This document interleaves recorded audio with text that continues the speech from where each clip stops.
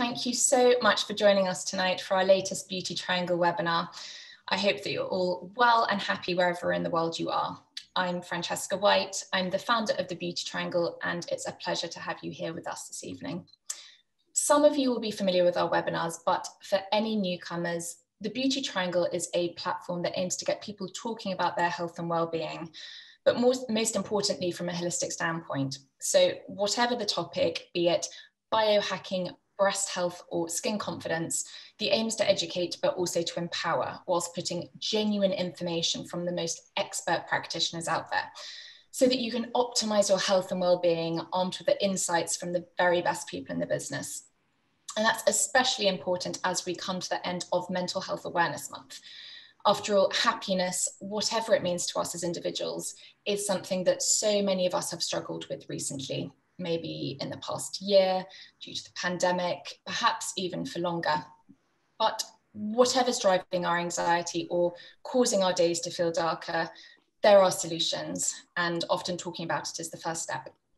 And who better to offer some guidance than our incredible practitioners? Joining us tonight, we have surgeon, global lecturer, and one of the UK's most sought after injectors, Miss Jonquille Chantrey, Bioidentical hormone expert and 23MD co-founder, Dr. Martin Galy, and biodynamic psychotherapist and creator of the Arrigo program, Fiona Arrigo. And together we're going to be taking a closer look at what happiness means, as well as the ways to feel calmer, more balanced, and hopefully a little bit more like our best selves, even when we don't feel it. So we'll be taking a couple of questions at the end, like we always do. So if you do have any, please just pop them in the Q&A box and we will do our best to get to them later.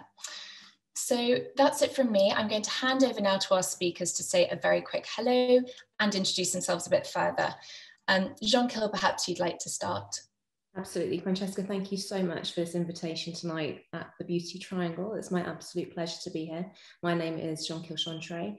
I am a former surgeon, but still apply a lot of surgical techniques to my injectable practice. I am a global lecturer. I've spoken over 6 continents over the last 12 years, and I have practices in Cheshire, in Alderley Edge, and just recently launched in Selfridges in London. Amazing. Thank you so much, Jonquille. So excited to talk to you later. Martin, perhaps we can go to you next, Dr. Martin Galy. And thank you, Francesca, for having me on your Beauty Triangle. It's indeed an honor and to be in the presence of such esteemed colleagues. Good evening, everybody. I'm Martin Galy. I'm one of the co-founders, along with my wife, Suha Kirsch, of the 23MD Clinic. We look at holistic care, of maintaining health and wellness. So my role in that is making sure that as we age, our hormones remain optimized, and specifically looking at replacing and replenishing those with what we call bioidentical or body identical versions of those hormones. Wonderful. Thank you, Martin. Really excited to delve a little deeper into the world of bioidentical hormones later tonight. And finally, Fiona. Good evening, Francesca, and again, thank you so much for inviting me this evening.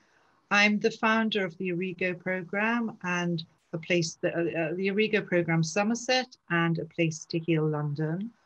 30 years of understanding primarily women's health, women's emotional health and healing. And we do a variety of one-to-one individual therapy, retreats, global retreats, all inviting us to really step into deep, deep well-being and inner confidence and resilience. Thank you, Fiona. Sounds fantastic. I think confidence and resilience are definitely going to be key themes for tonight. So let's get started with the conversation. Our first panelist is Ms. Jonquille Chantrey. Now, Jonquille not only lectures around the world on the most forward-thinking aesthetic and surgical techniques, but she also works in a way that takes into account the whole patient, from their emotional state to what they want to gain psychologically, as I think we're going to discover. Jonquille, thank you again for being a part of tonight. You perform some incredibly advanced treatments to restore both the skin health and also our facial aesthetics. So how do you think that our physical appearance is currently impacting on our general self-esteem? I think this is a great question to start with. You know, I've really been observing my patients and listening to them throughout, you know, the last 15 months or so, and things are changing a little bit. And there's certainly a spectrum.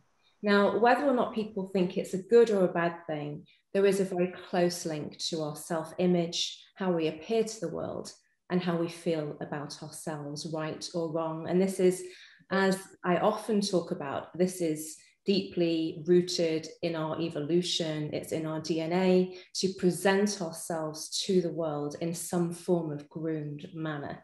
And it's a spectrum how people feel about that. Now, I think there's two ways of looking at this. I think we can look at it as a collective. How are we collectively feeling? You know, is it that everybody is feeling, you know, a little bit more stressed, a little bit more nervous about coming out into the world again? Possibly. Some people are feeling a lot more confident. But what really, really matters is on an individual basis as well as the collective. So for me, when I'm listening to my patients, it's a case of what really are their motivations? How are they really feeling? And what's their level of conscious awareness underneath, you know, their self-image? And I'm actually really excited to be part of this talk tonight, because as you say, I do so much with applying surgical principles, but at the heart of what I do is who is the patient in front of me. I really want to understand their inner self, and can I reflect back to them a true reflection of themselves and not of other people. So there's all these things to consider. I think it's very interesting, because you're right. I do agree. It's this time of great sort of re-emergence for so many of us, but you're right. That's actually a very collective attitude. And what you primarily need to focus on as an aesthetic sort of practitioner yourself as well is always the individual. So it's actually quite difficult to be generic in a way, isn't it, when we're talking about your subject matter? Most definitely. And as you know, actually, I'm all around unique individualism, but we need to take into consideration how everybody is feeling as a whole. So what I was considering was Maslow. So obviously we have Maslow hierarchy of needs, right? You know, from basic root needs of security and safety, all the way up to self-actualization and then sort of super self-realization. And actually, I think part of that grooming, that basic fundamental of rituals and of continuity of beauty or hair or whatever it's been for all genders, actually has been more slotted into the Maslow hierarchy than ever before, even though it previously may have seemed very, very vain to have been in that sort of area, in that arena. We're all realizing now actually how it makes us feel just to make these small changes. And as you say, it is about that empowerment piece. So I think people are thinking a little bit more about it. Certainly, how have I seen my patients? I know that stress, the inflammatory element of stress, has definitely had an impact on their skin, on their aging process in terms of weight gain. You know, we're potentially eating more carbohydrates and fat because of the stress factors. So then that has a negative feedback as well. So patients are feeling a little bit worse about themselves. Certainly, you know, I've looked after some patients for 15 years or more, and I see them every 3 to 4 months. And so during this period, they've actually never seen themselves age more than 3 to 4 months. And if you can imagine, some of them I started seeing when they were 45, they're now 60. They've actually never seen themselves age for the last 20, sort of 15, 2 decades. So I think that first lockdown, where we were all sort of unable to have access to a lot of the brilliant treatments that you do, a lot of us saw a very different reflection in the mirror. But you're right, that can be very, very difficult actually. Yeah, absolutely. So even just on a purely aesthetic level, I noticed that, you know, there were a lot of patients that were struggling with that as they were watching themselves aging. But then even more so, you know, my patients that struggle with facial scarring, facial disfigurement, they may have been transitioning, all of those other quite challenging transformative patients that I work with, it was really difficult for them in particular. It's been an incredibly difficult time across the board. And the one thing that people keep talking about is the impact of Zoom. And I'm sure that's had a huge sort of impact on people opting to have these aesthetic procedures. What's your stance on this as somebody in the line of work that you do? would you say it's up to the individual to decide what's going to make them happy right now? Or should we be a bit more hesitant to make these aesthetic changes at a time when our mental health is at a bit of a low?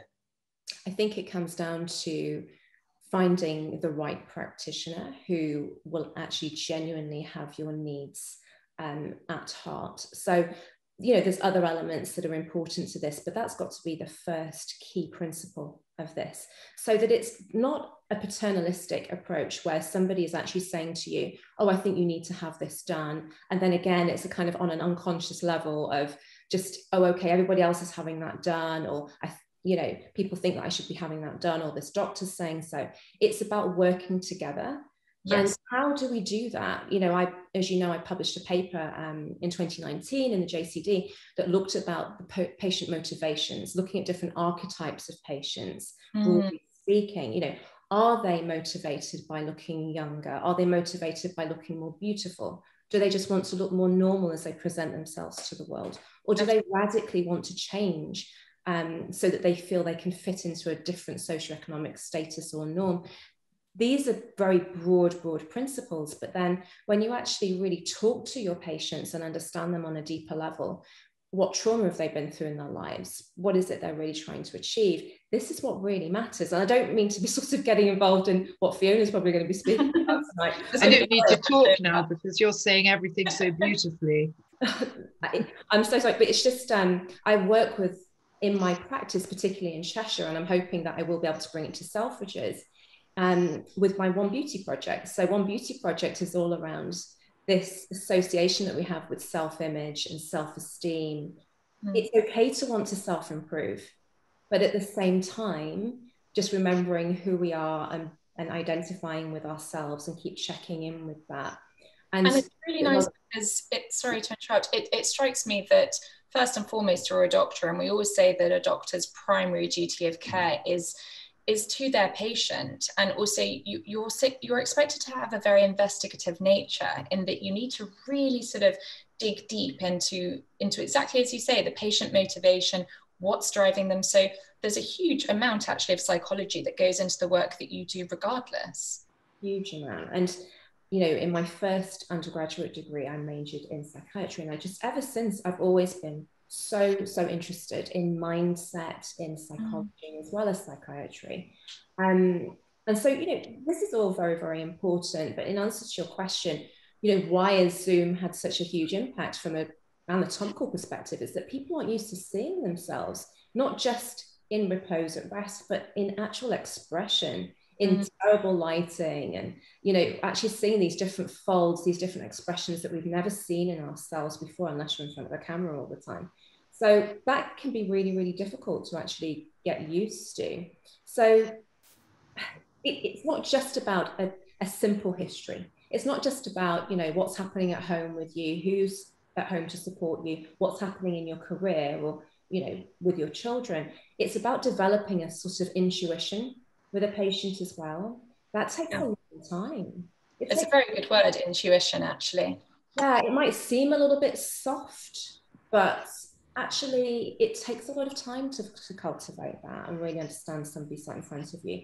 And can you deliver a realistic expectation, especially as we have been in such a stressful period where our choices have been removed? You know, often it can be, oh, well, this is going to fix everything for me. It's going to revolutionize how I feel about myself and my happiness. And I think you have to be careful if you hear that expectation from a patient, certainly. And we'll definitely get into that a little more. I mean, you've spoken very lightly about the work that you do, but you do some incredibly beautiful work with facial injectables. And I'm interested because there have been several studies, in fact, that show that there's a link between these procedures and therefore the disposition of the patient. And I suppose digging into this a little deeper, do you think that treatments like Botox can genuinely make us happier? Yeah, it's a great question. Thank you. I wouldn't be doing what I do if I didn't think it was the case. And that's something that I've really deep dived myself over my career. How do I feel personally about advocating things that do sometimes seem so superficial? But on an objective level and on a subjective level, from what I have seen, is that it undoubtedly does. I mean, when you actually look at the data, there is an extraordinary number of studies that look at and assess the quality of life improvement following aesthetic surgery and aesthetic procedures. You know, when you actually look at the meta-analyses of some of these studies of the quality of life indices, actually, it's pretty powerful. And I was looking back, as you know, from my lecture series, The Beauty Mastery, I look a lot at history, evolution, how has that impacted things? And I think it was around about 1872, Charles Darwin first noted that could there be a negative feedback loop or a positive feedback loop in terms of somebody's expression and how they emote and feel. In that, if you are allowed to physically express your emotion, actually it might make it more powerful. So therefore, if you're less likely to physically express it, it might actually have a more positive feedback in terms of dampening the emotion. Now, there's two ways of looking at that. Interesting. A lot of people will say, no, you have to get it out, you have to express yourself, and otherwise it creates a trauma within the body, and that can stay sort of stagnant. And there's that field of thought. But when we look at the data, for instance, if we're looking at botulinum toxin into the frown lines, there is extraordinary conclusive data showing that actually when those muscles are stopped to look angry or mostly angry or concerned, these patients are actually saying that they feel less so, they feel less angry, they're even feeling less depressed. You know, when you're looking at certain scores in terms of major depression, patients are saying that they're feeling less depressed from just botulinum toxin into the glabella. So the science is phenomenal on this. It really is. It's fascinating that something that we often deem to be a very superficial treatment, rightly or wrongly, can actually have such a significant psychological, impact on us. I mean, when you're talking about treatments, and you mentioned botulinum toxin, which areas of the face or even features can you treat that would help us to therefore sort of look happier and maybe even feel happier then? So in terms of the data, that was definitely the glabella. So the frown. So by treating these areas through here, by stopping that negative expression, that can not just make people feel and help people to feel a little bit more relaxed, but it actually helps to lift the brow as well. And a heavy brow can make somebody look a little bit severe. Now, a heavy brow and a straight brow in a man can be very attractive. It can be very handsome in somebody that identifies as masculine. But actually, in how many women do we see it, where it's this sort of 1980s, 1990s look, where they're sort of heavy in the middle, overly lifted on the outer aspect? It doesn't look soft. It doesn't look feminine. So that's certainly one area. And then really looking at the face, where do you want to bounce light from? You want to bounce light from the outer corner of the eye, because it's one of the first areas of the face that really starts to show aging. Depending on ethnicity, it may be lying at the horizontal, where a line sort of sits like this. Depending on ethnicity, it may be slightly tilted up. But often as we age, it starts to tilt down. So, exactly, everything starts to change the shape, doesn't it? Exactly. So actually, it can be very nice in a very subtle way, not in an overly extreme way, but just to give a little bit of support with a dermal filler at this outer aspect, also to the outer aspect of the brow, not to overly exaggerate it, but just some soft support.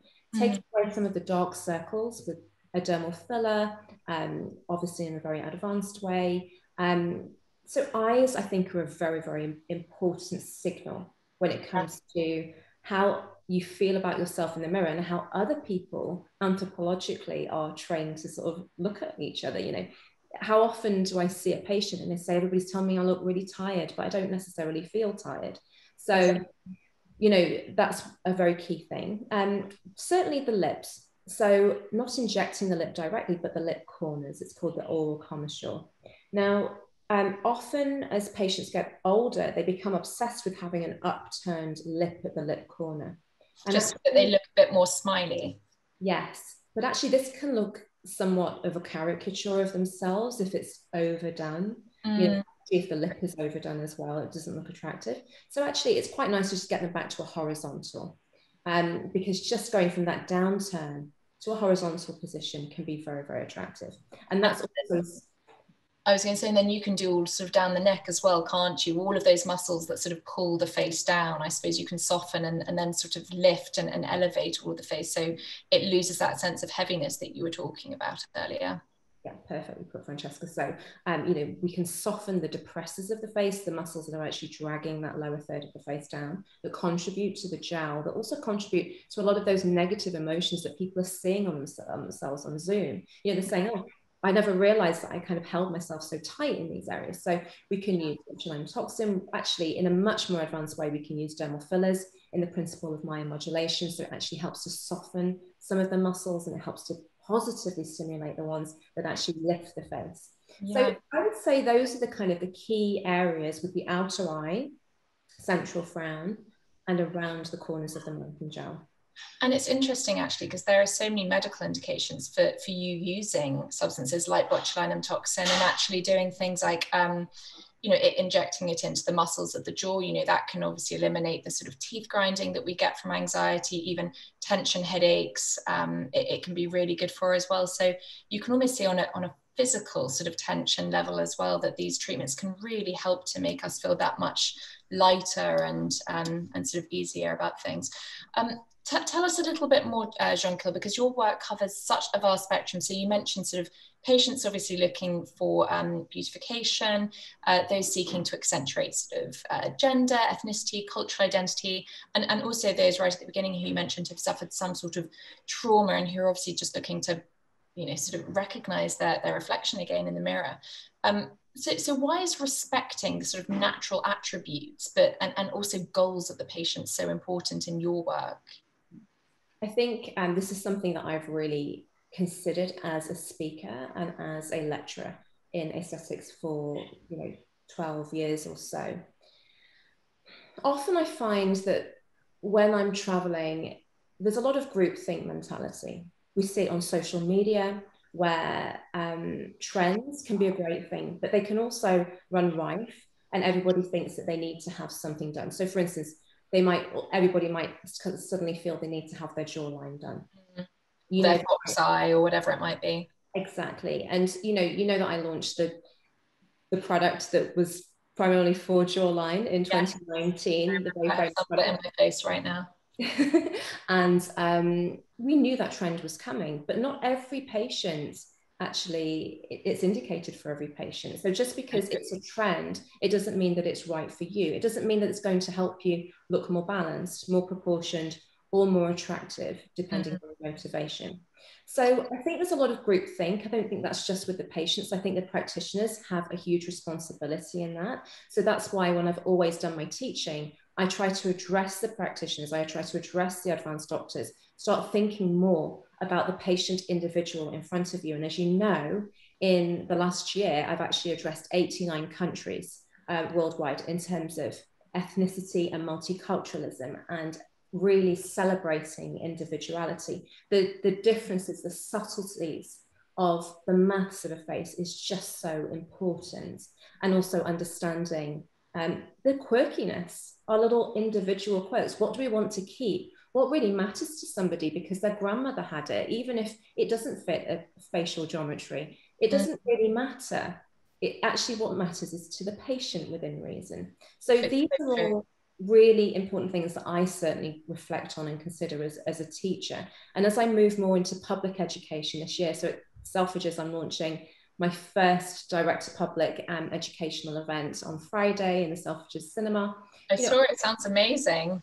Thank you. I'm excited about it. And I'm hoping that actually I can talk more to the public about different choices that, you know, a lot of people are very nervous about aesthetics because of the trends that they see and the bad outcomes, but also just trying to increase the intelligence level of this a little bit. Is there an aesthetic intelligence? I'm not sure. I think so. I think it's sort of respecting that the patient is intelligent and they should have the intelligence, hopefully, if they're embracing these procedures to be able to decide what is right for them and to recognize that something's a trend. But that doesn't mean that they have to follow it. And I think that's why you're right, you know, having that relationship with your practitioner where you can have a very honest dialogue with one another. to really identify what's important to them, what they want to retain, what they want to enhance. You know, we always talk about aesthetics and say really it's about sort of making you the best version of you and enhancing your best natural attributes. So I do think that's important. Sorry, Francesca, I actually think that really does matter. When I look at my patient base, I always say they're very smart people. They're exceptionally discerning and very well researched. And it's irrelevant of their demographic or cultural background. This is something that I consistently see. So actually, I want to speak to that more and start to support that. And of course, as a society, we're becoming more awake, I hope, and I definitely feel that, you know, that people are thinking more about the celebration of all of these things that have been under the cover for too long. So let's talk about it. Let's bring it out into the open and celebrate it. And focus on our individuality. I think that's so nicely put. Final question, and before we wrap up, Jonquille, but let's touch a little bit on skin as well, because it strikes me that there's a huge role that our skin quality plays in sort of general happiness. Would you say that's something that you see with the patients that present to you? Undoubtedly. So actually, when I've looked at the research over the years and actually history, when you look at what was beauty, what was aesthetic appreciation over centuries, different generations, shifted. When you always look throughout cultures, even since Egyptian times, pre that, the thing that remained consistent, irrelevant of an aesthetic fashion, was skin. To have a glowing, radiant, even toned skin that was smooth. Because of the connotations that youthful, fresh, sort of glowing skin gives off. It's an indication of fertility, isn't it, and youthfulness and all sorts. It absolutely is. And you know, it's an immediate recognizer when people think, oh, actually this person might not look well, or there might be something underlying. So certainly. And then when we look at current day, you know, I've been involved in huge research projects worldwide, multiple ones in terms of inequality, and consistently it still remains an extremely important, in fact, one of the most important elements of how people feel about themselves from an aesthetic health perspective. So, you know, what sorts of things really concern people are facial scarring, acne scarring, that, you know, rosacea, perimenopause, when they start to develop a degree of inflammation in the skin. These are all things that really matter. And then often in different ethnicities, then pigmentation, difference in tone can really bother people. So, and obviously all the way up to the spectrum, seeing people with facial burns and facial disfigurement. And what's the solution when it comes? I mean, is there a solution? I know there's never an overnight fix for the majority of skin conditions, very sadly. Certainly the things you mentioned, acne, scarring, rosacea. How do you sort of put your patients at ease and give them some sort of respite when they're going through this unhappiness? Yeah, I definitely, as you said, you know, this is what tonight's all about. It's going to be a holistic conversation, and it has to be an honest conversation. So if it's something that actually is going to wax and wane, but be essentially a permanent diagnosis, I tell my patients that, and I support them with it. I check in with them regularly, or they check in with my team. I talk to them about skin health, not just in terms of the diet topically, etc., but of course, from the gut, from the microbiome, stress levels, all of these things matter. And it's about regularly checking in with that patient. So, you know, maybe I see many of my patients every 3 to 4 months or so. And it's always that my patients know that I will check in with them about their general diet, their general health, and what they're using topically. So it all depends on the diagnosis, but many can be helped. You know, I think that's what is a really important thing to remember, is that people often think that it's a futile pursuit, and it's not. Starting with skin health is an amazing place to start. 1,000%. And when you think about how much skin impacts on our general self-esteem and confidence, it's something that cannot be left ignored. You know, and I actually think there's a real strength sometimes. You know, you mentioned topical skincare, and I think, you know, whether it's prescription skincare, whether it's sort of a really nice regime that you're using, there's something very soothing about a routine and having that ritual. And And sometimes that's all it takes, just to feel that you're ever so slightly back in charge and in control of things. And then you have the practitioner, the doctor, who can also sort of do their part. And that's what a good aesthetic relationship looks like ultimately. Definitely. And actually, that's why I'm so excited about being right in the middle of Selfridges Beauty Hall, because I'm surrounded by hearing all of these stories of buy this cream, buy that cream. And I'm thinking, actually, the patient has full-blown rosacea or full-blown acne or has really severe pigmentation. So I'm really excited because people want to take that control. Patients love, and you know, the public love wandering around a beauty hall and choosing, you know, what they're going to use for their skin. And I'm excited to be in that position where I can help to give a little bit more direction. And I think definitely nutraceuticals is something to watch. It's something that I'm doing a lot of research in at the moment, to really pair in with that topical approach. Amazing. Well, yeah, you've definitely found yourself in the hotspot of all of London. Jonquille's clinic is absolutely fabulous to anyone who wants to pay her a visit, right in the middle of the beauty workshop. So a real spot for education and very, very beautiful. Jonquille, thank you so much. That was fascinating as always. A lot of really interesting points there, I think, to consider. To everyone watching, if you have any questions for Jonquille, just pop them in the Q&A box and we will come to them at the end. Thank you, Jonquille. Very welcome. Thank you, Francesca. And so our next brilliant speaker is the esteemed Dr. Martin Galy, co-founder of 23andMe in Chelsea, as he mentioned, and an absolute expert in optimizing the body through bioidentical hormones. And so Martin, thank you again for being here with us this evening. That's fair. Maybe to set the scene and just to bring us all up to speed, you could start by explaining what a bioidentical hormone actually is, to clear up any confusion. Yes, a term that's been bandied around a lot in the public domain recently, but essentially a bioidentical hormone is sort of what it says on the tin. It is a hormone that is biologically, in its molecular structure, identical to the hormones that are already inside our bodies. It's nothing else but that. So if you look at the chemical structure of the product in the medicine, or in this case, the hormone, the chemical structure has been made to be the same as the hormones that we make inside our body. So when it comes to bioidentical HRT or HRT, that takes on some sort of magical connotation, but really it isn't. People can understand very clearly that if they know anyone who uses insulin or who takes thyroxine for thyroid replacement, both of these hormones are in effect biologically identical to their natural counterparts. They've been manufactured in a way to replace like with like, if that makes sense. Yes.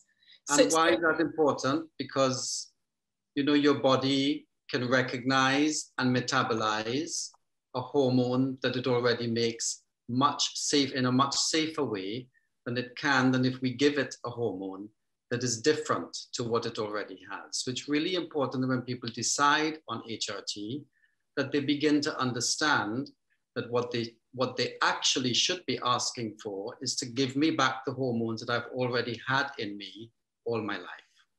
So what would most women who maybe are going to their normal GP and getting sort of HRT, are they on bioidentical hormones or are they on body identical hormones? Or bioidentical, body identical, body equivalent, bioequivalent, the term natural, all of these terms are one and the same relating to the molecular structure of the hormones.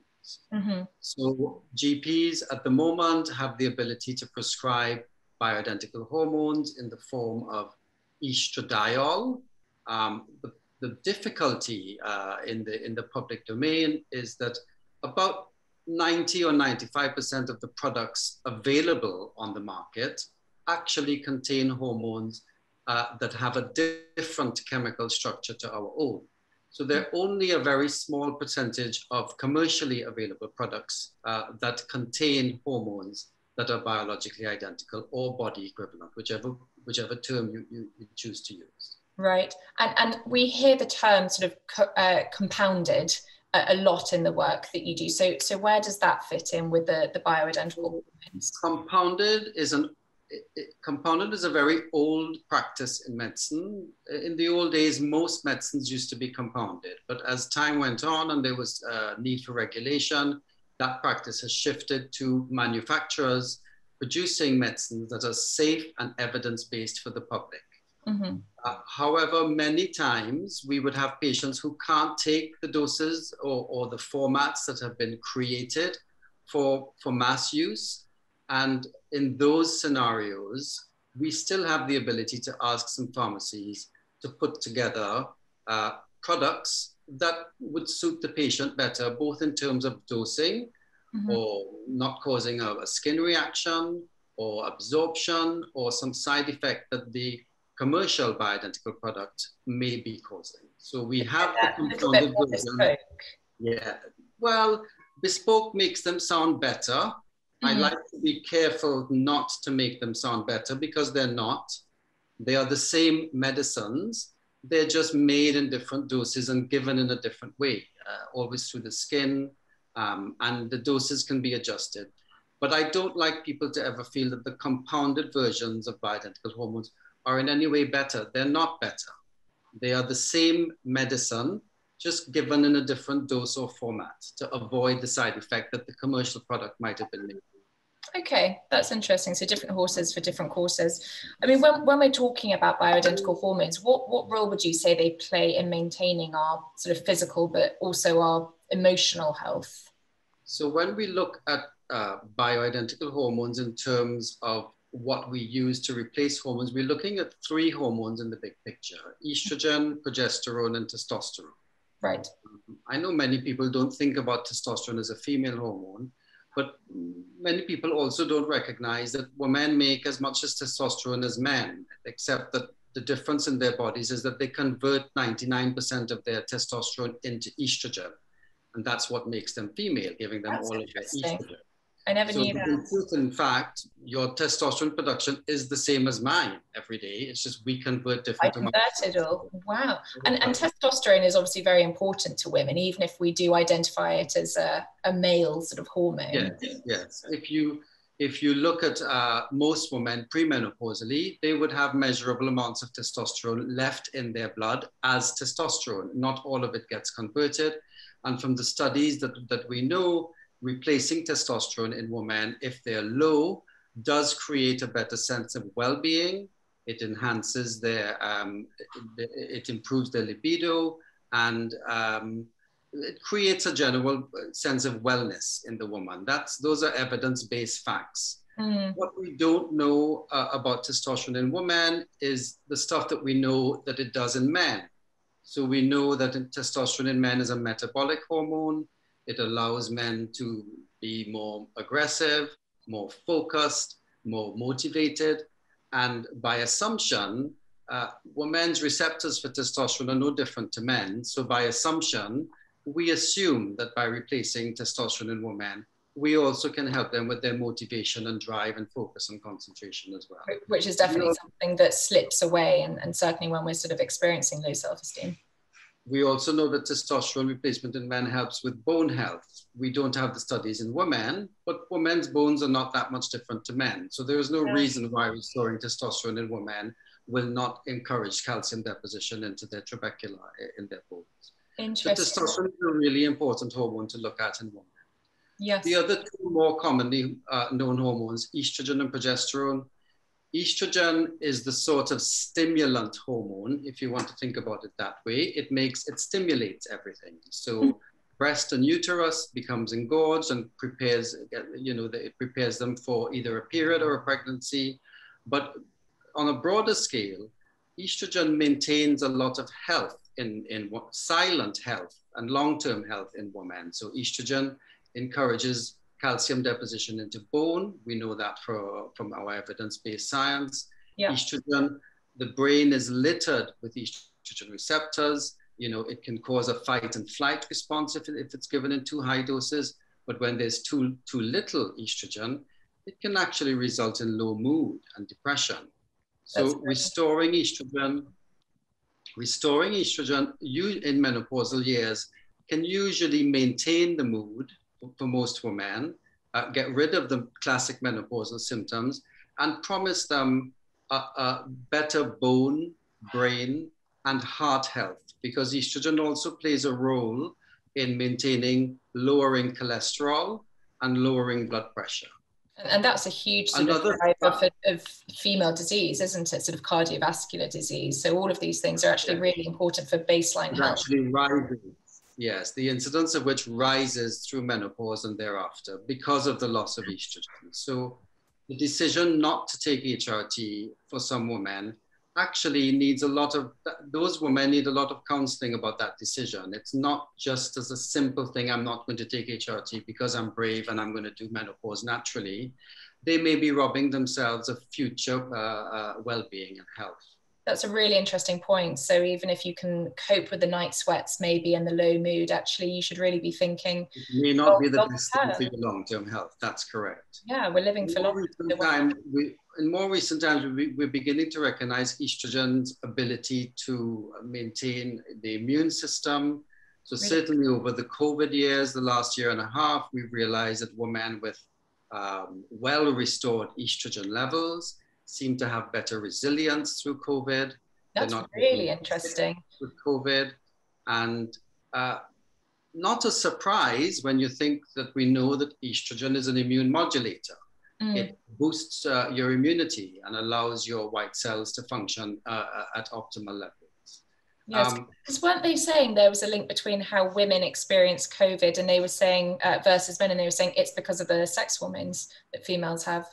Well, properly maintained sex hormones, yes. Yeah. And similarly with men, testosterone in men is beginning to show that it is also an immune modulator. So maintaining testosterone in men also important for immune health in the long term. In regards to this setting, we know that estrogen is a very important collagen supporter. Mm-hmm. So in our practice where we do many of the things that Jonquille is talking about, we've understood that women with better estrogen support respond better to these injectables. The stimulating of collagen when there is estrogen present in their optimal levels, the estrogen helps maintain the collagen. So they tend to need less treatment, less fillers with better response. So that's interesting. Yes, you did say it's a stimulator. Yes, it's the stimulator as much as anything. Very interesting. And progesterone, did we touch on that? Progesterone. So progesterone is sort of the anti-estrogen inside your body. Progesterone is the protector against estrogen not allowing to run wild and overstimulate everything. So the police. If we gave too much estrogen on its own and we stimulated the brain, you know, you're going to have a kind of fight and flight response. And some women experience that premenstrually and when they have an estrogen dominant week through their cycle without enough progesterone. So always when there is estrogen, we need to give progesterone. We need to give progesterone in adequate doses so that it can do its job to protect the tissues against being overstimulated by estrogen. And very good. When we choose to use progesterone, we use progesterone in its bioidentical format to avoid the slight risk of breast cancer that we get with the non-bioidentical forms of progestins. Oh yes, that is something I've heard before. I mean, you mentioned sort of obviously people going through menopause, perimenopause, but I think a lot of us actually don't start to consider our hormones until those periods of time. Would you say, given the current circumstances and the fact that, you know, a lot of us have experienced a bit of a shift and maybe our mental health isn't as good as it could be, that getting our hormones checked now or even slightly earlier could be of use? Yes, a kind of spot check for women and men is a good idea, perhaps in their mid-30s. For women, I like to look at the week 2 levels of their hormones, the way the estrogen is matched against progesterone, matched against testosterone. Most women will know that the week after their period, before they're preparing for the next period, they feel sort of the most balanced in their 4-week cycle. So there is a level of estrogen and progesterone and testosterone in that week that most women recognize. They don't know the numbers, but they respond with their best selves with those levels. Knowing those numbers later on in life, when the numbers begin to decline, or when the estrogen begins to go wild before the menopause. Sometimes you can get really high estrogen. So knowing those numbers can help us, give us a benchmark for restoration when we're using the bioidentical versions. Absolutely. That's really interesting. And am I right in assuming that those ratios, that benchmark is different for every single one of us? For every woman. We don't have the scientific evidence, but we know through prescribing different doses of hormones that women require different levels of estrogen, progesterone, and testosterone to reach that 2-week feeling, that second week in their cycle. Most women require different doses of the different hormones. Absolutely. I never knew about the week 2 of the cycle. That's really interesting. I mean, you just touched on men actually, and I think that's interesting because often sort of HRT hormones are things that are very much sort of, I think that men assume that only women need to think about. But can HRT obviously have a noticeable effect on their general sort of mood? Testosterone replacement therapy is beginning to be more and more recognized as a necessity for wellness in aging men. Okay, much like the estrogen for women. Much like the estrogen for women, the demographic is slightly different in that we know that about 80% of Western women will go through menopausal symptoms, whereas only 20% of Western men will experience menopausal symptoms, where the testosterone drops low enough to give them the syndrome of menopause. And actually, it's quite interesting because the syndrome resembles menopause almost exactly in terms of symptoms. Men get low, they get irritable, they can become depressed, they're demotivated, they lose their concentration, they begin to put on weight.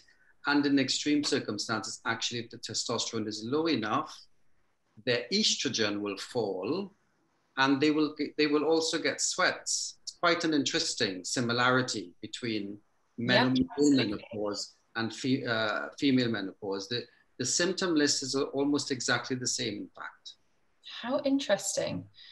What are the symptoms that specifically bring men to your door? Is it the more emotional stuff, or is it the more sort of physical, sort of like loss of libido or whatever? It's generally the loss of libido over a prolonged period. So, men won't come to me immediately in the first year. Generally, they would have adapted over a period of time. And eventually, as a couple, they would begin to realize that the health of the couple isn't in a good place. And one or both parties will probably force the man into my office because it's the health of the couple in that scenario. So most men, wouldn't come initially. They usually put up with their symptoms for quite a long period of time before they because unlike women, men don't recognize that we can have a menopause. We don't know that in our public health knowledge. That's not something that's in the public health arena yet. We don't expect to reach 50 and start sweating and becoming irritable. So when that happens, when it does happen to the 10 to 20% of the population, putting that against I need hormones is not something that's a sort of natural inclination for men. Whereas it definitely needs to be spoken about more. Make that link.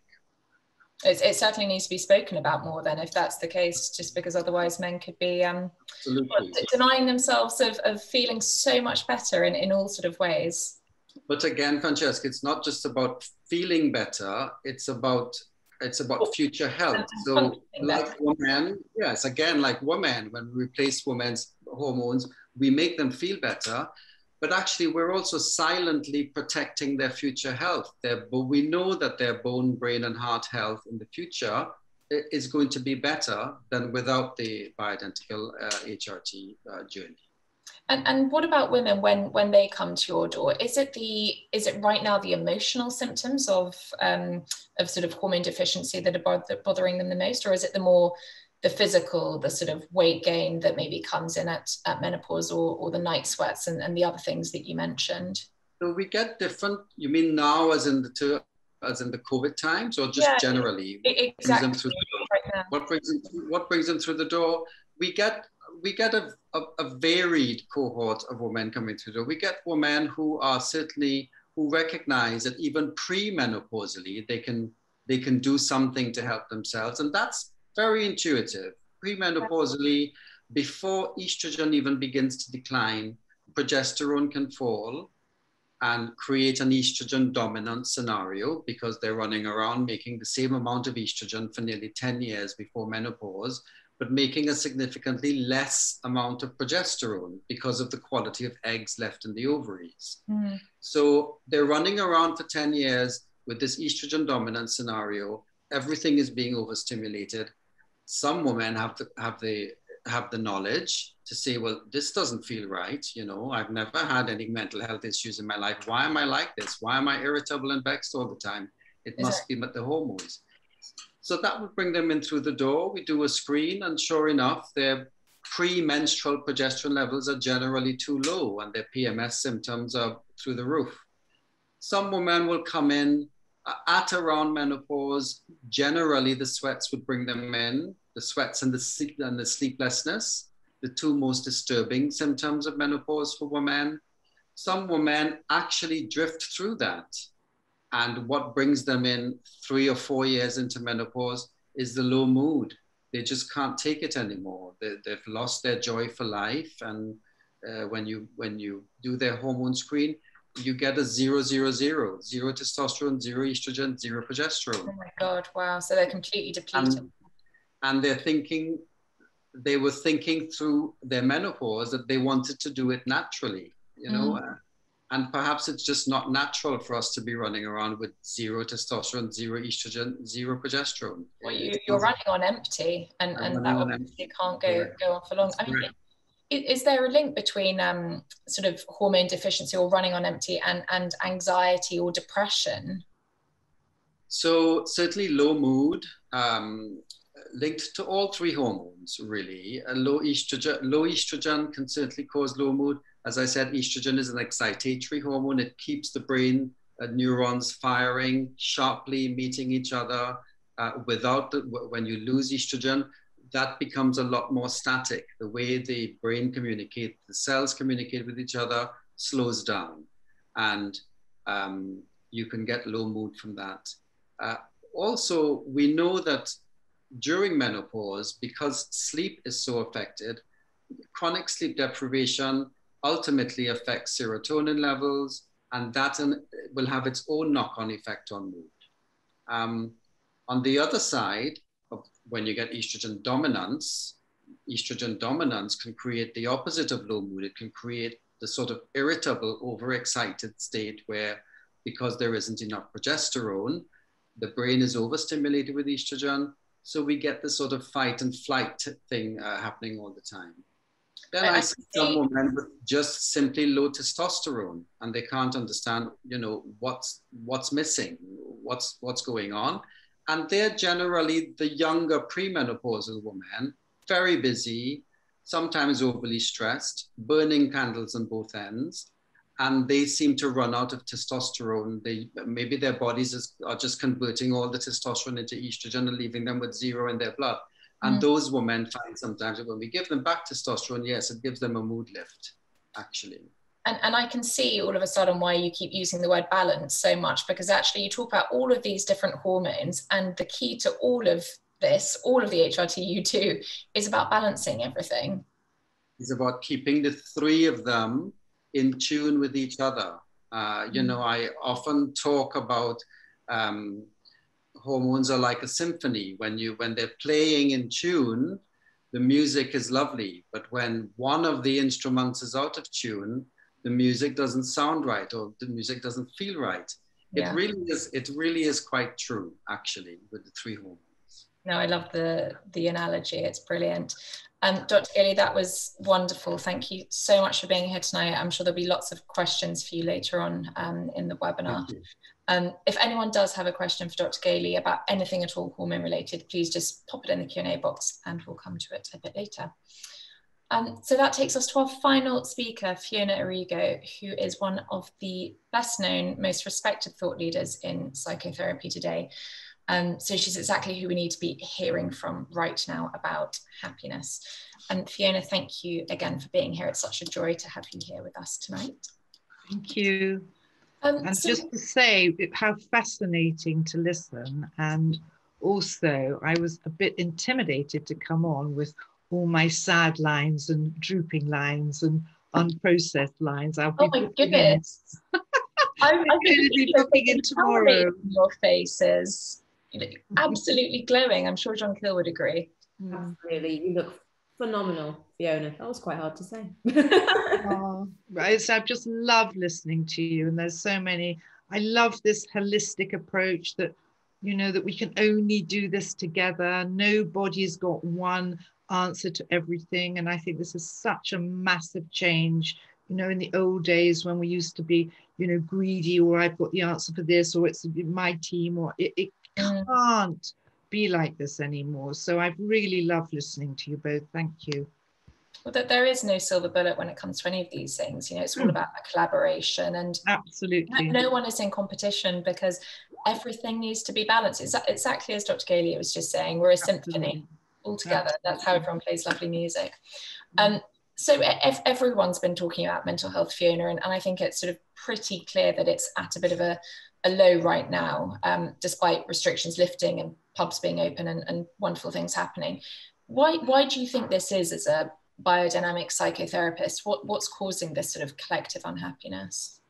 I mean, I think, you know, before I can even begin this conversation, Francesca, it's really important to have compassion for the times that we are living in, because we have never seen a moment like this in our history on the planet. So true. And so, you know, even though, of course, we've had the First World War, we've had the Second World War, and our humanity has been bombarded by so many things and traumas and unprocessed shocks that have been held in our collective psyche. But I think it's really important to understand today that we have a change in our psychology for many, many reasons. And this is a change from going from our personal kind of limited understandings of the self into the understanding of the greater world, the collective world, and how the greater world affects our personal lives now more than ever and will continue. And also indeed how our personal lives affect the whole. So we're looking at a whole different approach that has been speeded up through this period of this pandemic. It's true. And so you mentioned sort of, you know, we've been through First World Wars and Second World Wars, and you're right, but actually we've never really been through something like this where we've been forced to be so solitary and isolated. And I think that's not natural for human beings. No. And also I think that, you know, it is how we've all been brought up and reared, is that we've been educated on reward and promise. You know, that if we save up, we will get. If we are good and study, we will receive. If we follow the very outdated now, fairy mythos of one day my prince will come and rescue me. But all of our psychology has been based, or a lot of it has been based around reward and promise. And then suddenly we're in this pandemic, God bless us, in this tide of such great uncertainty and confusion. And all this forward-looking, forward planning has been removed. So we could say that our collective psyche, as well as our personal psyche, and I can't, certainly in all the work that I do, I cannot separate what I'm talking to you about, the collective and the personal, because it's so interwoven. Well, it's much like Jonquille was saying, you know, actually we can't just identify anything in the collective. We do have to look at the individual always. Absolutely. And also what she said, which is so right, is that we are moving up the evolutionary ladder uncomfortably, but we are. But in terms of our mental health and our vulnerability, suddenly all the momentum of how we used to live has been removed. And so we could say that the collective psyche has been arrested, has been interrupted, and in a way our drive and momentum has been stopped. So how do we cope? You know, how do we cope? And so it's a huge cycle. And, you know, in our human beingness or our human doingness, we haven't been educated to stop, really stop, assess, contemplate, feel, process. You know, this is a new evolutionary model that we need to develop in order to survive going forward. That's so true, and maybe that's why so many of us are sort of uncomfortable and struggling with it. Yeah, it's just so different to what we're sort of grounded in. Everything we've been told, you know, we've come out of a huge era of consumption and entitlement, and we can have, and suddenly we can't have. And, you know, I think, you know, even though now in a moment everybody's thinking we can go out and it's all going back to normal, but the scars and the damage and what has happened in our internalized world, in an enormous loss of confidence, because this moment now requires a lot of digging inside ourselves. It's a more inward path than an externalized path. You know, it's the answers are within. It's again what Jonquille said, it's developing intuition and developing self-knowledge and letting these really grow in our esteem, that somehow we can follow our own threads. Whereas before, in a way, we've been educated to give our power away to churches or governments or banks or institutions. And it's not that they were bad. It's just right now in this pandemic, all the systems aren't coping very well. So we've lost our trust, which is hugely damaging. In order to develop as spiritual human beings, we need to trust. And if we can't trust the world, it puts us in a very delicate and fragile and terrifying for some people's position. I think you're right, and you were so accurate earlier when you sort of said, actually, you know, for so many of us, our default behavior in many ways when we feel out of control is to look ahead, and it's that sort of work and reward, and we sort of build towards something, and it's quite difficult actually when that sort of ability to plan and forge ahead and have momentum is taken away from you. I mean, also a lot of people have this feeling right now that they've missed out on a year, 18 months of life, you know, whether that's their professional life, whether that's their potential relationships that they could have had, whether it's their fertility. And that's quite difficult for a lot of people to reconcile. Absolutely. I mean, every single aspect of life has been touched, some more dramatically. You know, we've been pushed into relationships. It's kind of, you know, for some people that's been great. For some people, they suddenly find themselves living together when they weren't ready for it. Yeah. You know, you know, yeah, it's a lot of change. Is there a way that we can sort of manage a transition sort of back to a state of happiness or a happy state of mind? You know, you mentioned people have been lonely, they've been sort of thrown together, maybe with a positive outcome, maybe with less so, maybe they're burnt out, maybe they're overwhelmed. Is there a way that we can get that sort of happier state back? Listen, I absolutely believe and know what we are capable as human beings. And I have based 40 odd years believing in our potential to heal and recover and get well. However, I would like to say beside that I really believe this is a time where we have to mature as human beings. I think this is the great question, the great evolution. You know, if we are to survive, we need to start growing, if you want, new neurological circuits, all helped by Martin's bioidenticals. You know, we need to develop new ways to look and understand ourselves. And so, you know, and how do we do this? It is, for me, an age of profound self-evaluation, where we need to become conscious. We need to become much more accountable in what we're doing.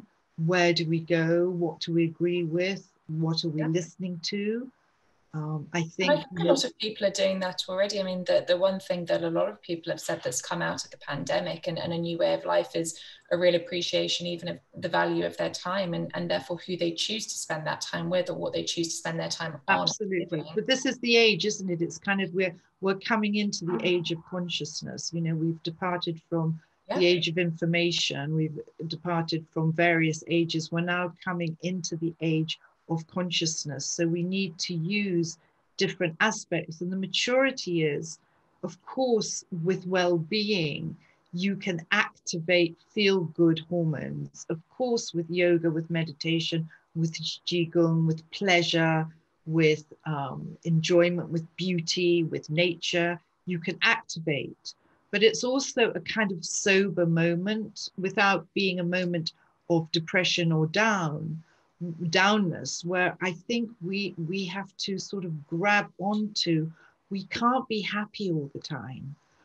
What we need, it's like an entitlement. Suddenly, somewhere we got lost in a mythos that we you know, one of the primary Buddhist noble truths is, you know, we do suffer as human beings, and how do we transcend that with an emotional maturity, which we're going through the birth canal of this right now. We're going through like the line of fire to understand that, you know, it's about service, it's about commitment, it's about caring, it's about togetherness. We're not going to feel good, I absolutely believe this, unless we are in a more community-based environment where if we can come out of isolation, which we're doing now, if we can join groups of people that support us to think, feel, and do things differently. You know, I run my own program called New Codes of Living, just to establish these new ways for us to think and be and stand. That's a great idea. Our beliefs. And we're not alone. We need, in a way, tribe, people that are agreeing to do it differently, because we are in a social evolution. You know, people are stepping up all over the place saying, no, there's so much disclosure coming up, so much stuff coming up about things not being right politically, emotionally, across the board, medically, across the board. And this also is an age of individuality where we become empowered over time to claim our own authority. But it is a growing up, actually, exactly as you say. It's a maturity, it's enlightenment. And actually what's really interesting is going back to the basics, actually. A lot of stuff that we probably know, but we've just lost over time because we've been so busy and life has been all consumed by things that probably don't always deserve that time. And so now it's really a moment to sort of go back. And it's almost like when we first went into lockdown, and actually it was a moment of quiet, and it was a moment to sort of reflect and say, beautiful. You know, the world without cars, without planes flying overhead, without commuters, without hundreds of thousands of people running around being intentionally busy, actually what are we left with when we strip all of that away? Absolutely, absolutely. I mean, there was a beauty in the first moment of lockdown, and I referred to this as being put in Mother Nature's waiting room, where we got to kind of reflect and see and take accountability. Because we've been moving so fast. And in this fastness, we've lost some basics, which are respect and reverence and appreciation. And, you know, just this thing, just because we can, we've taken so much for granted. And within this, we've raped the earth. You know, we've damaged, we have created damage. It's not that we can't repair, because we are extraordinary in terms of our own homeostasis and our own resilience. We have an infinite capacity to repair. But I do believe this is a cycle of the great repair. And within that, we have to, you know, own up, stand up, have a look, you know, get support, collapse, cry, say it's too much, of course, but also in this spiritual maturity where we take accountability of how our lives are in the everyday and how we generate and what are we putting our energy towards, and also really taking time to de-hook from the noise. You know, we're sensitive. We have a very refined and often highly developed nervous system, which we don't pay any attention to. We just push, push, push, override, go, take, claps, take something, get up, keep going. And we actually ignore all of those very important signals that the body exactly, because we can't feel, because we've become numb, I think, in the past with this push mentality, and we can just experience it all. But mostly we've been experiencing it, as Martin said, in some way from a point of exhaustion. Definitely, we've been experiencing life from a state of depletion. And now look at us, not just with COVID, look at the illness that is on this planet. Look at our children's mental health. You know, we are, you know, something had to happen, whether it was COVID or a tsunami or a war, something had to happen. You know, in esoteric psychology, we talk about this cycle in time as the first collective initiation, where we're not going to be rescued by God or Jesus or Buddha or anybody. It's us as individuals. Yeah. And so here we are in it, looking at things. It's not comfortable. It's certainly not comfortable. And from my point of view, you know, I'm very grounded, and I'm not selling, oh, it's all going to be better tomorrow. No, you're very honest about it. It's very refreshing. You know, if we come together and we look for new ways to be across the board, and we find new ways to come out of this divisiveness, you know, which is huge. You know, some people can't eat, some people have too much food. You know, we have to learn to respect. The indigenized would say, returning to the sacred. You know, there's such beauty in that statement, because we don't stop and we don't look up at the sky. We don't take care of our bodies, apart from what your two great speakers have been talking about. We don't take those moments to sort of celebrate the small things either, in the same way that sort of Jonquille was talking about actually celebrating our quirks and our individualities on an aesthetic level. You know, we have to celebrate those small things as well. Absolutely. And not expect, you know, we've been educated that we all have to be the same.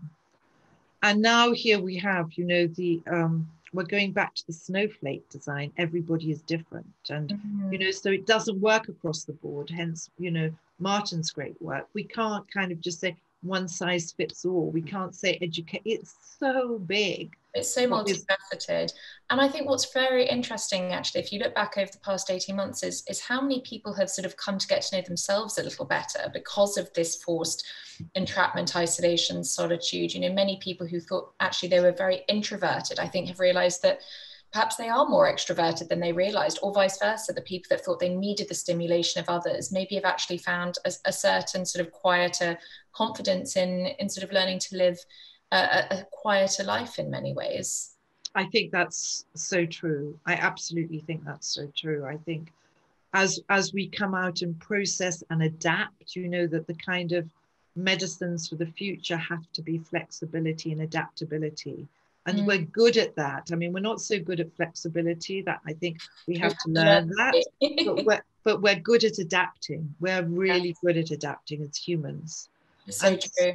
You know, and so with these inner reflections where we start to examine quietly on our own the personal choices, and do I really need this, or do I really want this, or do I agree with these are the big questions. And I absolutely don't believe that this is a time for revolution. I really want to say that. I think this is a time for evolution, and there's a big difference. It's so true. And you sort of mentioned earlier, you know, this lovely analogy of being in Mother Nature's waiting room. Yeah. What do you think about sort of the effect of nature? Because I'm sure for so many of us, you know, that first lockdown was a time of walks, being outside. I mean, we had the beautiful weather for sure, but what effect does sort of this connection to nature have on our sort of happiness and our general mindset? I think that nature is the primary healer for humanity.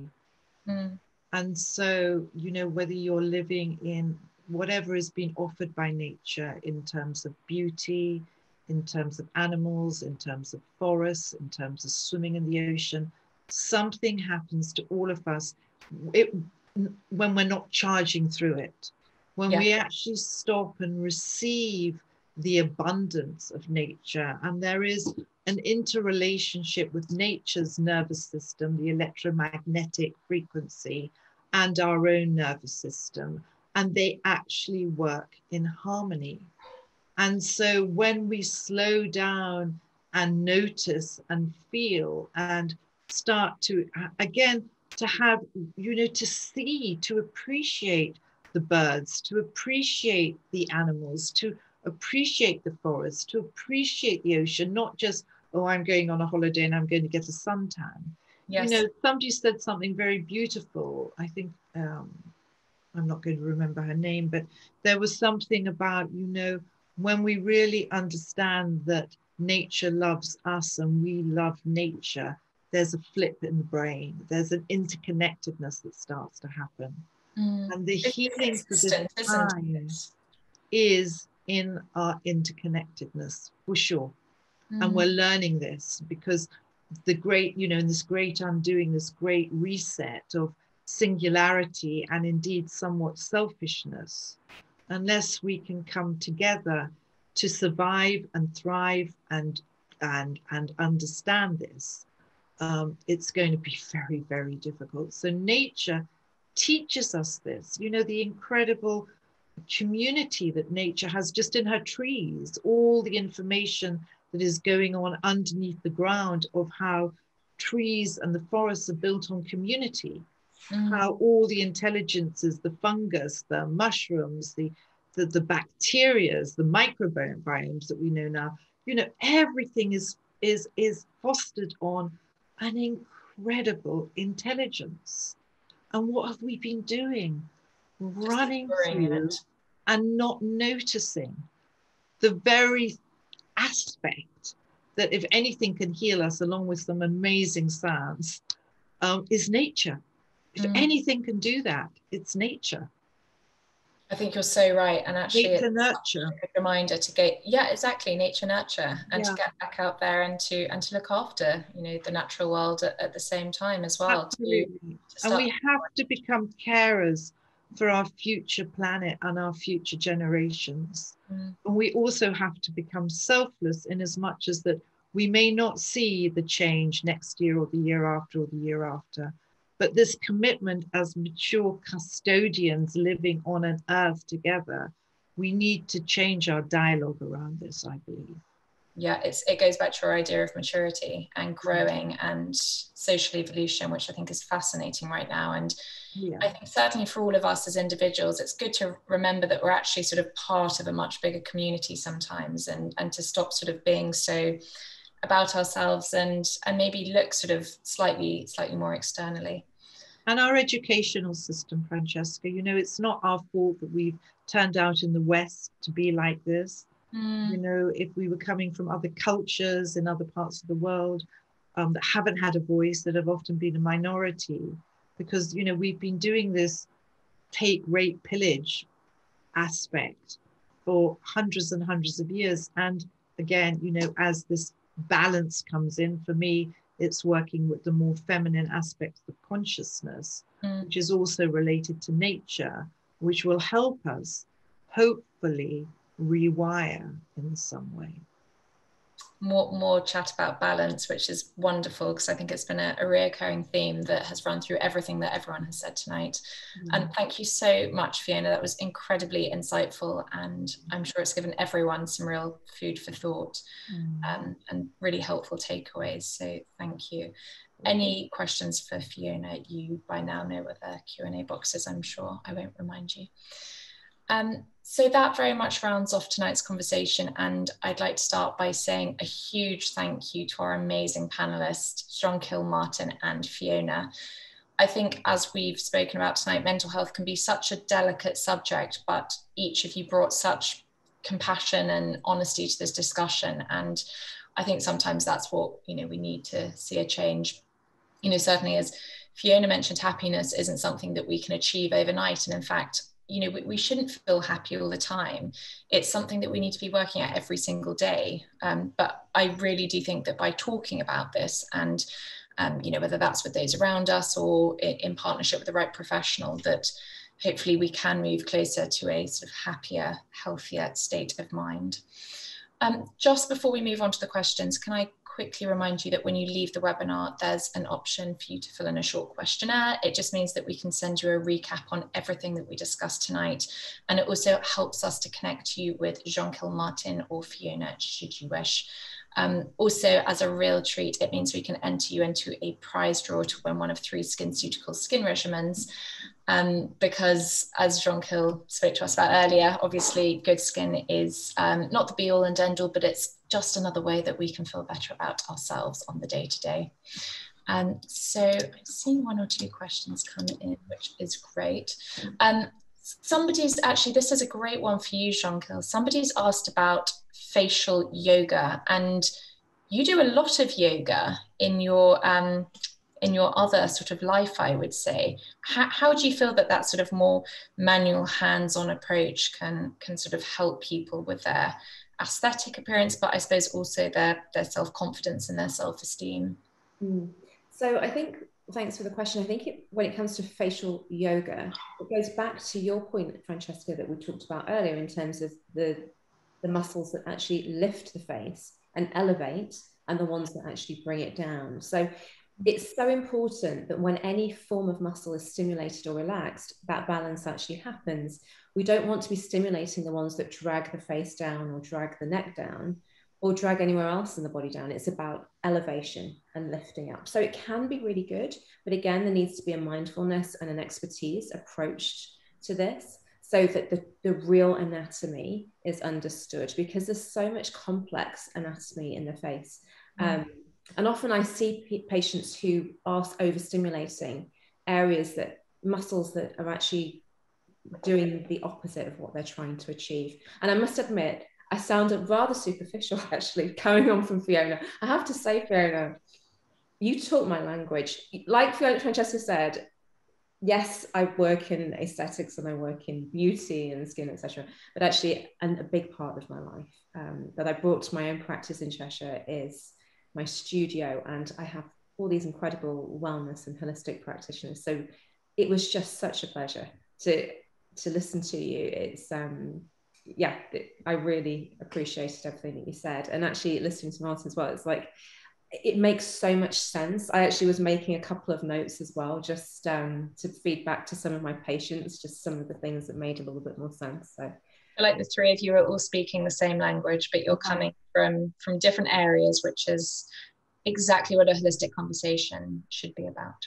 And just to say to Fiona that I love the nature link to health, because one of the things I always remind my patients of about bioidentical hormones is that it really is just one pillar of a healthy life, one of 5 pillars that I promote of a healthy life. So hormones are great. They reduce inflammation, and anything that can reduce inflammation will have some sort of beneficial effect. So one of my pillars that I always tell them is about loving and laughing. And the more loving and laughing and the more positivity you bring into your life, you touched on it very briefly, but it's actually there's a lot of science behind loving, laughing, and staying positive in terms of it reducing the levels of inflammation and oxidative stress on your cells. So you may be endorphins, isn't it, when you love and you laugh? Yes, it releases endorphins, it releases serotonin, it lifts testosterone. So you may be looking at it from the sort of holistic psychological angle, but in fact, there is a lot of science behind what you are suggesting to be a healthy approach to wellness, in fact. I think also, just to say, the other great beauty, which we all know, is to live a life of gratitude. Yes. I mean, gratitude is the game changer. The glass is half full, absolutely. You know, I quite like the equation of gratitude plus generosity equals abundance. Yeah. Oh, I've never heard that. That's lovely. Beautiful, beautiful. And that's such also an important word, generosity. How can we evolve to become more and more generous in our nature nurture? And Fiona, there's a question that's come in about nature on that note. Did all the damage to forests and nature over the last 100 years affect the healing balance? Yes. That's easy. Yes. Yes. Good. Because you can't pull down and harm and hurt and desecrate and have, if you look at what's going on in the rainforest, or you look at what's going on, I think it's important to understand that we also come into an age of coherence, which is why we must be very accurate, learn to be accurate. So no longer like what I'm doing with one hand, I can pretend and do, it's not going to work. And so if we're harming our whales, if there's no healthy fish left, if we're shooting our birds, if there's no bees that are harmonizing, if there's no rainforests that are, of course it affects everything, because nature is there to keep us in balance. And we've disturbed through our mind, our man-made confusions, that we can disturb that. And now we are getting sick. The planet is sick. I believe she can recuperate. We are becoming very, very ill. So yes, absolutely 100%. And it goes back to sort of respecting nature, exactly as you say, and sort of spending more time in it in a harmonizing way. And plant, go back. Even if you're living in the city, plant something, plant some herbs in your garden, plant, put back, plant. That's nice. I'm going to remember that one also. There's another question for Martin. What role does the pill play in the 3 hormonal balance, and should more women consider taking it for more than contraception? So at the beginning of the talk, we spoke briefly about bioidentical hormones versus non-bioidentical hormones. So the pill would be considered in the group of non-bioidentical hormones. So what the pill does is that it delivers significantly stronger versions of our natural hormones to women's bodies, and it shuts down their own production of estrogen and progesterone. So it replaces those 2 natural hormones with significantly stronger versions of themselves. And that's how it works as a pill, because it stops ovulation, it stops the uterus from getting thick, and it stops the ability to become pregnant. So it's very effective in providing contraception, but it's not the best thing for if you're thinking about keeping your hormones balanced in a natural way. It isn't, it falls into the group of non-bioidentical hormones. You can describe it sometimes if somebody's suffering with sort of acne and breakouts, can't you? But that's obviously for very different sort of reasons. Yes. So acne and breakout pills work through suppressing testosterone rather than the other hormones.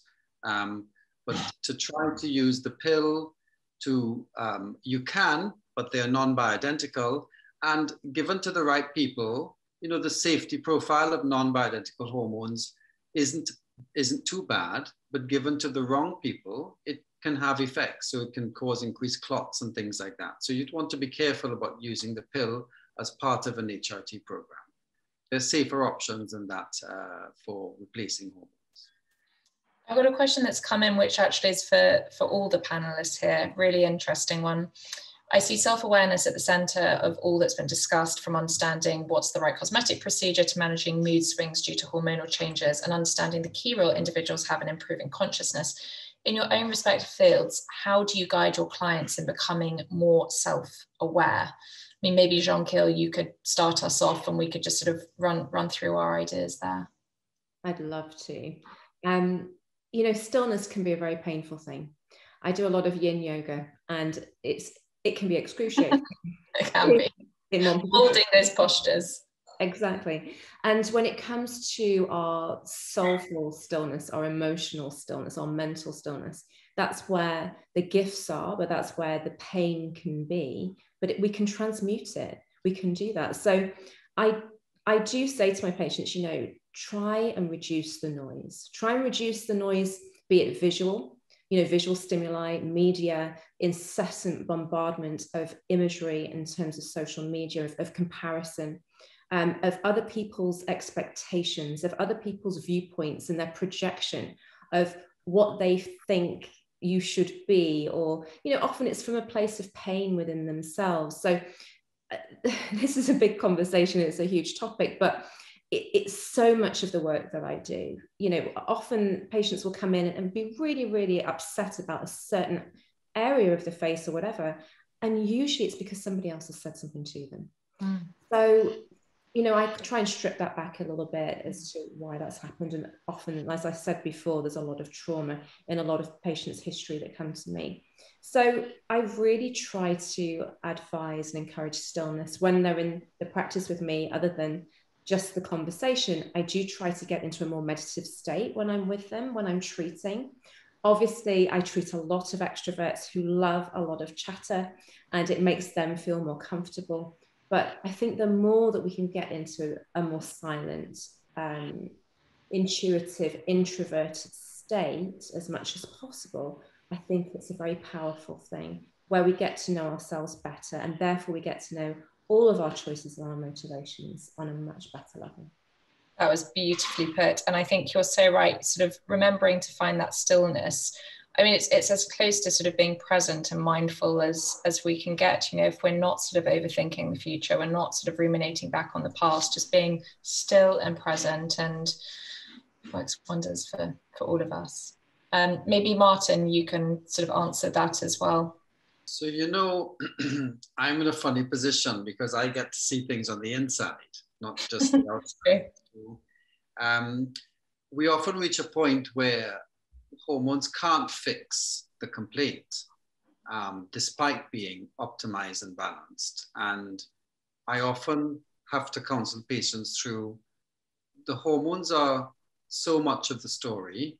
There is personality and there is acceptance of things that either you need to work on or things that can't change and you need to accept and love yourself more. So hormones give that, hormone profiles gives a picture of what's going on the inside. And I sometimes say, show me your hormones and I'll tell you who you are, because actually I can tell a lot about people's personalities now from the way their hormones are listed. But when we get to that point where the numbers are looking good, but things are not matching up on the outside, it's time to look a bit more closely at what the person needs to learn to love more about themselves and not just keep fixing on the outside. Is that sort of marriage of the internal and the external, I suppose. Yes.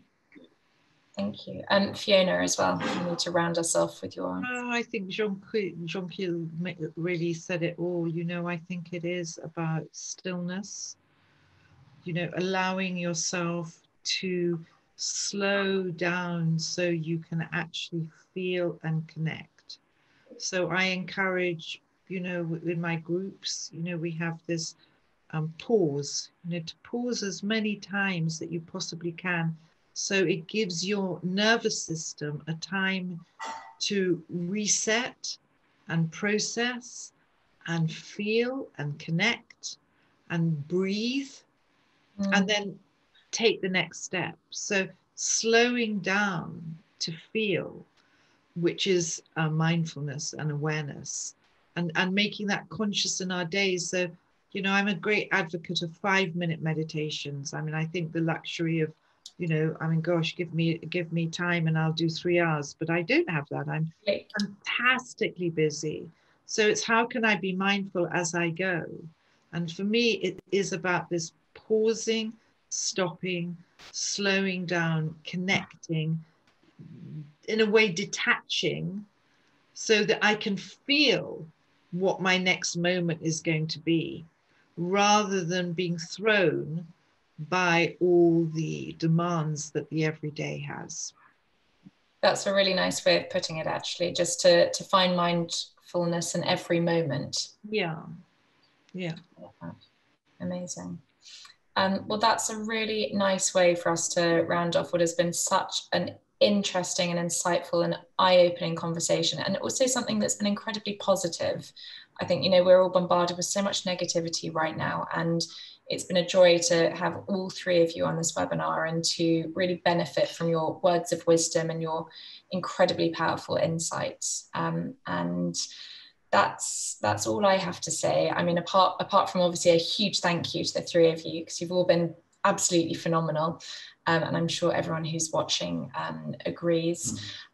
I hope everyone in the audience also found it as inspiring and helpful as I did. I hope it's given you some new roads to confidence and happiness. And yes, that your days will be hopefully a little bit brighter from hearing our brilliant sort of panelists talk around the subject.